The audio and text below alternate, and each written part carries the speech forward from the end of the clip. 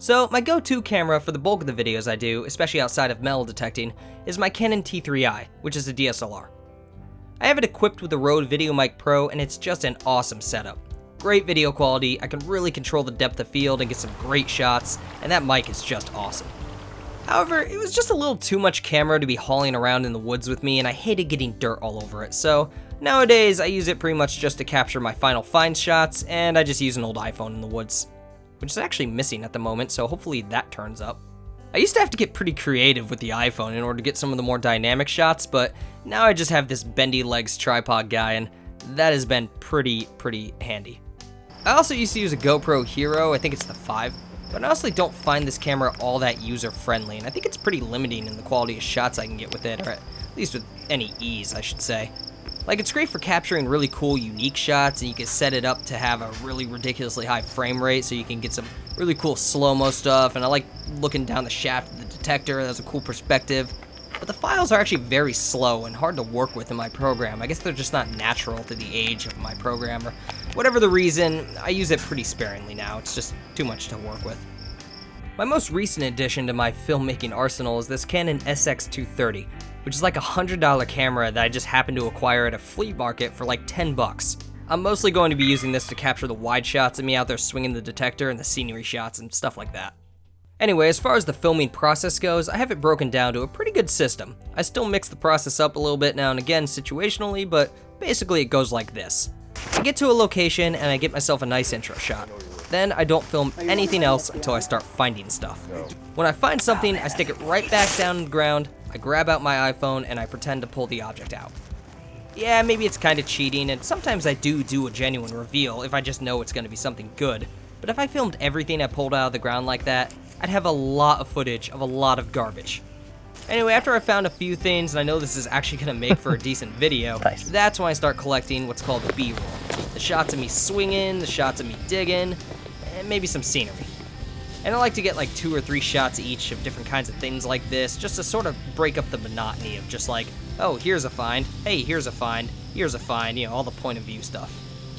Anyway, at the end of the hunt, I usually grab myself a closing shot of some sort, and it's off to the basement, where I film my final find shots. Sometimes it will just be a wide shot of everything interesting I dug up that day, and sometimes I'll get some close-ups. It just kind of depends on what I've found. This is also when I decide whether or not I'll do a voiceover, and if so, whether or not I'll just stand behind the camera and talk, which tends to be the easiest, laziest way to do it, or sometimes I'll actually appear on camera. But if I found some stuff with some really cool history behind it that I really want to research and talk about a little more deeply, that's when I start writing out an actual script, and I head on up to my studio. Alright, so here's my studio. This is where all the magic happens. I have a handful of computers, each dedicated to different jobs, but mostly I'm just on my old MacBook. If I'm working on a larger scale project, I'll use my Mac Tower with Final Cut Pro 7, and actually I'm thinking about getting a copy of X, but mostly I'm just on my MacBook with a copy of Final Cut Express, which generally does everything I need it to do. Once I get all my footage transferred and organized accordingly, I sort of just like to drop everything right onto the timeline and let it render. Once it's all rendered, I start what's called rough cutting. I watch through everything, move some clips around accordingly to create a better flow, trim the clips down a bit, and that's that. Now I get into the finer details. I do things like color correction, if needed. I add in some cross dissolves and fades to certain scenes, if necessary, and I tackle the audio. For the most part, I don't talk too much in the field, so I just keep that audio from the camera kind of low, and I throw a music track underneath everything. As far as music goes, I like to use original songs I write and record. A lot of these songs are actually just the demos of stuff I've been working on.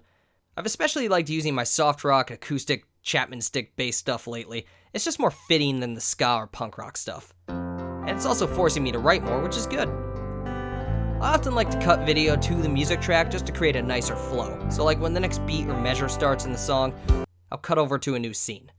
So I might be retrimming and readjusting the video tracks at this point.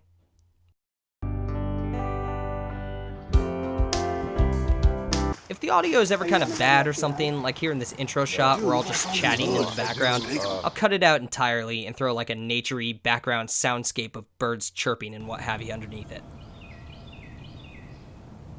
Finally, it's time for voiceover work. I use my Blue Yeti mic for this, which is a mic I just recently acquired and is just freaking awesome. Obviously, I do all of my research beforehand, write out a script, and then I track down any old photos or ads or anything like that.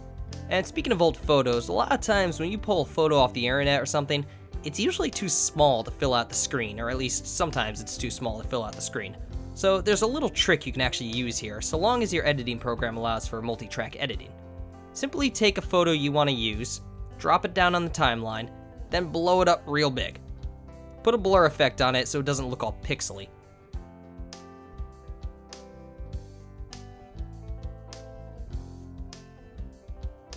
Now you want to take and drop another copy of the photo right on top of that one in the next track above. If you can, put a drop shadow underneath of it. This will give it more depth and separate it from the background. A drop shadow is also something you should definitely be doing to your on-screen text. Finally, if you feel so inclined, you can add a slow zoom effect to your photo. Cyberlink programs like PowerDirector tend to have a built-in effect like this, and if not, you just have to learn how to use keyframes.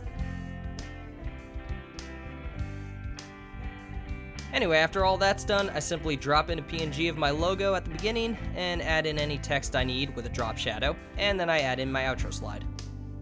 And that's pretty much it. Simple enough process. Sometimes I do something a little bit extra, like a goofy intro or something, and that takes a little more effort, but overall it's a fairly straightforward process.